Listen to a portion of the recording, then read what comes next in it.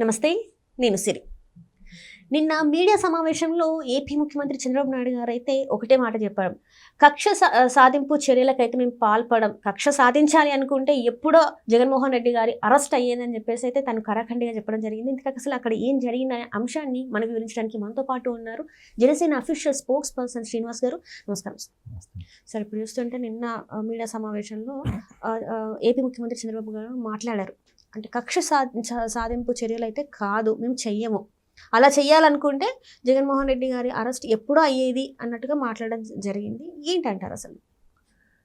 ఏమవుతుందంటే సరే, గత 5 సంవత్సరాల్లో ప్రజలు కావచ్చు, ప్రతిపక్షాల పార్టీ సంబంధించిన నాయకులు కావచ్చు, ప్రజా సంఘాలు కావచ్చు, అప్పటి ప్రభుత్వం వలన చాలా ఇబ్బందులు పడ్డారు. సహజంగా ప్రజలు ఏం కోరుకుంటారంటే ఇన్స్టెంట్ జస్టిస్. 5 సంవత్సరాలు మేము చాలా నరకయాతన అనుభవించాం జగన్మోహన్ రెడ్డి గారి గవర్నమెంట్లో. అధికార పార్టీకి సంబంధించిన వారు వాళ్ళు ఇష్టారీతిన చేసినటువంటి వ్యక్తిగత దాడులు కావచ్చు, లేకపోతే దోపిడీ కావచ్చు, రకరకాలైనటువంటి కార్యక్రమాలు చేసుకుంటూ వచ్చారు. ఆ సమయంలో మేము మాట్లాడలేనటువంటి పరిస్థితి. అందుకనే ఆ ప్రభుత్వం మీద భయంతో ఓటేసి మీకు అధికారం ఇచ్చాం. ఖచ్చితంగా ఎవరైతే ఆ రోజు ప్రజా వ్యతిరేకంగా పనులు చేశారో వాళ్ళందరి మీద మాత్రం ఖచ్చితంగా చర్యలు తీసుకోవాలనే కోరిక ప్రజల్లో చాలా బలంగా ఉంది. ఈ ప్రభుత్వం వచ్చి 6 నెలలు పూర్తయింది, 7 నెలలకు అడుగుపెట్టాం. అయినా కూడా ఇంకా సరైన చర్యలు తీసుకుంటలేదు అనే భావన ప్రజలైతే ఉంది. ఎందుకంటే ఈ రోజుకి కూడా కొంతమంది మొన్న చూశారు విజయసాయి రెడ్డి గారు చంద్రబాబు గారిని ఉద్దేశించి ఏం మాట్లాడాడైనా, మళ్ళీ మీరు బతికుండుంటే మేము అధికారంలోకి వస్తాం, నువ్వు బతికుండుంటే నిన్ను జైలుకి పంపిస్తామనే మాటలు మాట్లాడుతున్నారు. అంటే ఇటువంటి వ్యాఖ్యలు చేసినా కూడా ఎటువంటి కేసులు పెట్టట్లేదు, ఎటువంటి చర్యలు తీసుకుంటలేదు అనేటువంటి భావన ఒకటి. అదే సందర్భంలో కొంతమంది ఇప్పటికీ స్వేచ్ఛగా తిరగలుగుతున్నారు. ఇప్పుడు ఒక ఉదాహరణ, పేరునాని కేసే వచ్చింది, ఆయనది A6. వారిని వారి భార్యని తప్ప మిగతా వాళ్ళందరూ అరెస్టులు చేస్తున్నారు. అతను వచ్చి బయటకు వచ్చి ప్రెస్ మీట్ పెట్టి నా భార్యని ఇబ్బంది పెడుతున్నారు అనేటువంటి వ్యాఖ్యలు కూడా చేస్తున్నాడు. వాళ్ళ భార్యకి బెయిల్ మంజూరైంది. నేను అంతకు ముందు లుకౌట్ నోటీస్లో ఉన్నారు కదా, లుకౌట్ నోటీస్లో ఉండి కూడా వచ్చి ప్రెస్ మీట్ పెట్టాడు. ప్రజల్లో ఇటువంటి వెళ్తుంది, అరే ఏంటి ఇంత బహిరంగంగా వచ్చి ఇలా ప్రెస్ మీట్లు పెట్టినా పోలీసులు చూస్తేనేమో బృందాల ఎదుగుతున్నాం కానీ అంటున్నారు తప్ప ఎందుకు అరెస్ట్ చేయట్లేదు, పోలీసులకు ఎందుకు కనిపించట్లేదు. అదే రామ్ గోపాల్ వర్మ, అతని గురించి కూడా బృందాలుగా పోలీసులు ఎదుగుతున్నామన్నారు. అతను వచ్చి ప్రెస్ మీట్లు పెడుతున్నాడు, స్టూడియోకి వచ్చి మాట్లాడుతున్నాడు, పోలీసులకు ఎందుకు కనిపించట్లేదు. అంటే ఇవన్నీ ఏ విధంగా సంకేతాలు వెళ్తాయంటే ప్రజల్లో ఒక విధమైనటువంటి అసంతృప్తి ఉంటుంది. ఎందుకంటే ప్రజలకి ఒక విధమైన నమ్మకం, ఖచ్చితంగా కూటమి ప్రభుత్వం రాష్ట్రం అభివృద్ధి గురించి చక్కగా పాటుపడుతుంది, నో డౌట్. అమరావతి పూర్తి చేస్తారు, పోలవరం పూర్తి చేస్తారు, పెట్టుబడులు రప్పిస్తారు, అన్నీ బాగానే ఉన్నాయి, శిక్ష రక్షణ బాగానే ఉంటుంది, దుష్ట శిక్షణ ఎప్పుడు జరుగుద్ది అనేటువంటి వ్యాఖ్యలు వస్తుంటే, నిన్న ఒక మీడియా సమావేశంలో ఇష్టాగోష్ఠి మాట్లాడతారు కదా, పాత్రికేయులతో మాట్లాడుతూ చంద్రబాబు గారు చేసిన వ్యాఖ్యలు ఏంటంటే, నేను కక్షధోరణ చర్యలు ఇప్పుడు తీసుకోను, ఒకవేళ తీసుకునే అవకాశం ఉంటే నాకు లడ్డూలో దొరికిన అవకాశం ఏంటంటే సెకీ ఒప్పందాల్లో, విద్యుత్ ఒప్పందాల్లో అదాని సోలార్ పవర్ సంబంధించి అతని మీద ఏదైతే అవినీతి ఆరోపణలు వచ్చినాయో, లంచం తీసుకున్నాడని, ఆ రోజే మేము చర్యలు తీసుకునేవారం, కానీ అటువంటి పనులు చెయ్యం, మేము చట్టపరంగా ఎలా జరగాలి అలా జరుగుద్దని మాటలు మాట్లాడుతున్నారు. ఆయన వర్షం నుంచి కరెక్టే. ఎందుకంటే ఈ విధంగా వ్యక్తిగత కక్షలు పెంచుకుని అధికారంలో ఉన్న వాళ్ళ ప్రతిపక్ష పార్టీల మీద ఏ విధైతే గతంలో చేశారు, చంద్రబాబు గారిని అరెస్ట్ చేసినప్పుడు చూడండి, కనీసం నోటీసులు ఇవ్వకుండా ఆయన ఇమీడియట్గా అరెస్ట్ చేసేసి తీసుకెళ్ళిపోయి జైలు వేయడం, ఆయన 52 రోజులు ఇబ్బంది పెట్టడం అని చూసాం మనం. అది ప్రజల్లో చాలా తీవ్ర వ్యతిరేకత వచ్చింది. చంద్రబాబు గారు కానీ పవన్ కళ్యాణ్ గారిని పదే చెప్తుంది ఏంటంటే, గత ప్రభుత్వం ఎలా పాలించిందో అలా చేయొద్దు, గత ప్రభుత్వం ఎటువంటి చర్యలు తీసుకుందో అటువంటి చేయకూడదు, అలా చేయకుండా చేయడమే మనం చేయవలసింది అనేటువంటి మాటలు మాట్లాడతారు. అయితే ఇంకొక వాదన ఎలా వస్తుందంటే, ప్రజల్లోని కక్ష ధోరణి చర్యలు చేసుకోమని మేము అనట్లా, కానీ చట్టబద్ధంగా కానీ అరెస్ట్ చేయట్లేదే అనే ప్రశ్న. నేను అంటే ప్రజల తరపు నుంచి వచ్చేటువంటి ప్రశ్న.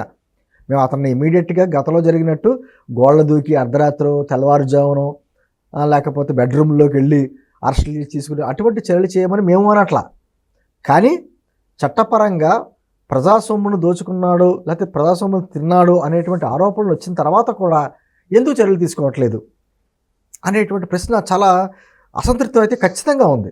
నేను నిర్మోహమాటంగా చెప్తున్నా. ఈరోజు కొందరు అరెస్టులు చేయకుండా బయట స్వేచ్ఛగా తిరుగుతున్నారు. అంటే జగన్మోహన్ రెడ్డి అంటే దాదాపు 12 సంవత్సరాలు బట్టి బెయిల్ మీద తిరుగుతున్నాడు చక్కగా, కోర్టు కూడా వెళ్ళకుండా. ఆయన అధికారంలో ఉన్నప్పుడు ప్రతి శుక్రవారం ఏదో ఒక అధికార కార్యక్రమం పెట్టుకునేవాడు. పెట్టుకుని నాకు ఈ కార్యక్రమం ఉంది కాబట్టి నేను వాయిదా వెళ్ళట్లేదని ఎగ్గొట్టేవాడు. ఇది ఈ 7 నెలల్లో ఒకసారి వెళ్ళాడా? ఒక్కసారి కోర్టుకి వెళ్ళా. మరి ఏం జరుగుతుంది అంటే వ్యవస్థల మీద ప్రజలకు ఒక నమ్మకం కోల్పోతూ ఉంటాం.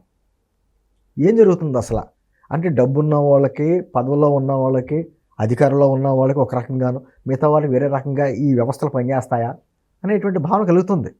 అయితే ఖచ్చితంగా ఏముంటుందంటే సరే, ప్రజల మనోభావాలు బట్టి ఎప్పుడు పరిపాలించే వాళ్ళు చేరు. ప్రజలకి ఉన్నటువంటి అవసరాలు బట్టి పనిచేస్తారు. ప్రజలు ఏమవుతుంది, మీకు ఉదాహరణ బాగా అందరికీ తెలిసిన ఉదాహరణ, యేసుప్రభుని సిలువ ఎక్కించారు. అప్పుడు ఒక దొంగని, యేసుప్రభువుని, ఇద్దరిలో సిలువ ఎవరికి సిలువ వేయాలంటే ప్రజలందరూ యేసుప్రభుని, అక్కడ ఉన్న వాళ్ళందరూ ఆవేశంతో యేసుప్రభుని సిలువ వేయమన్నారు. ప్రజల అభిప్రాయం ప్రకారం అతను శిక్షించాడు. అక్కడ నేంటుంది ఒక్కొక్కసారి ఉద్వేగ పరిస్థితులు వేరేగా ఉంటాయి.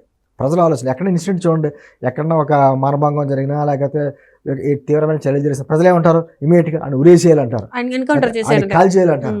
అలా చేయలేము. ఇది ప్రజాస్వామ్య దేశం. మనం ఏమి రాచరిక ప్రభుత్వంలోని లేకపోతే అరబ్ కంట్రీస్లో కొన్ని దేశాలు ఉన్నాయి, అటువంటిది కాదు కదా. దానికి ఖచ్చితంగా ఒక విధమైన ప్రొసీజర్ ఉంటుంది. ఆ ప్రొసీజర్ కొంత నచ్చదు. ప్రజలు ఎప్పుడు ఇన్స్టెంట్ జస్టిస్ ఇమీడియట్గా జరిగిపోవాలని కోరుకుంటారు. ఈ ప్రభుత్వంలో, ఈ 6 నెలల ప్రభుత్వంలోనే అలా జరగట్లేదు అనేదే ప్రజల ఒక అసంతృప్తి. ముఖ్యంగా గత 5 సంవత్సరాల్లో బాధపడేటువంటి 3 పార్టీలకు సంబంధించినటువంటి నాయకులు, కార్యకర్తలు కావచ్చు, చాలా ఇబ్బందులు పడ్డారు, కేసులు పెట్టించుకున్నారు, దెబ్బలు తిన్నారు. వాళ్ళందరిలో అది అసంతృప్తి తీవ్రంగా కూడగట్టుకుంది. అందుకని ఈ ఈ నాయకులకి అర్థం అవుద్ది కదా, ఓహో మా కార్యకర్తలు ఎటువంటి అసంతృప్తి ఉంది, ఇలా ఉందనేటువంటి దాని ప్రకారం నిన్న ఆయన మాట్లాడడం జరిగింది. ఖచ్చితంగా మేము కక్షదారుణ చర్యలు అయితే మేము తీసుకోం, వాళ్ళు చేసినట్టే మేము చేస్తే వారికి మనకి తేడా ఉండదు, వాళ్ళు మాట్లాడిన భాష మనం మాట్లాడితే వాళ్ళకి మనకి తేడా ఉండదు, కాబట్టి వాళ్ళు చేసినట్టు మనం చేయకపోవడమే మనం చేయాల్సిన పని అనేటువంటి భావంతో నిన్న ఆ రోజున మాట్లాడుతున్నారు. అలాగే అని చెప్పేసి ఇది మంచి ప్రభుత్వమే కానీ మెతక ప్రభుత్వం కాదు. ఖచ్చితంగా ఎవరైతే ఈ తప్పులు చేశారో, ఈరోజు పేరు నాని చూడండి, ఒకరోజు లేట్ అవ్వచ్చు, ఖచ్చితంగా వారికి జైలుపాలు కావాల్సిందే. అంటే ఒక్కొక్కటి మెల్లిమెల్లిగా జరుగుతూ ఉంటాయి. చట్టపరంగా ఎలాగ తీసుకెళ్ళి వాళ్ళకి నోటీసులు ఇవ్వడం, పోలీసులు ఎంక్వైరీ చేసుకోవడం, కోర్టుకి అప్ చెప్పడం, రిమాండ్లో పెట్టడం, మళ్ళీ కోర్టు వారు ఏమన్నా అవకాశం వస్తే పోలీసుల్లో వాళ్ళకి చేయడం, ఇవన్నీ కూడా ఒక విధమైన ప్రొసీజర్తో వెళ్ళాలి. అంతే తప్ప మనల్ని ఏదో గతంలో ఇలా ఇబ్బంది పెట్టారు కాబట్టి మనం వాళ్ళ మీద కూడా ఏ విధంగా కక్షదారుణ చర్య తీసుకుంటే కూటమి ప్రభుత్వానికి వాళ్ళకి ఉన్నటువంటి వ్యత్యాసం ఏముంటుంది? ఎందుకంటే ఖచ్చితంగా జగన్మోహన్ రెడ్డి గారి ప్రభుత్వంలో వారు చేసినటువంటి తప్పులు క్షమించడానికి తప్పులు. ఎందుకంటే ప్రజలకి మీరు జవాబుదారీతనంగా ఉండాలని చెప్పేసి ఒక 5 సంవత్సరాలు ఇచ్చినటువంటి కాంట్రాక్ట్ని ఏ విధంగా దుర్వినియోగం చేశారంటే, వాళ్ళ భావంలో మళ్ళీ 30 సంవత్సరాలు మేమే ఉంటామనేటువంటి ఉద్దేశంతో, ఒక అహంభావంతో వాళ్ళు ఇష్టారీతినటువంటి పరిపాలన చేశారు. అన్ని రకాల వ్యవస్థలు నాశనం చేశారు.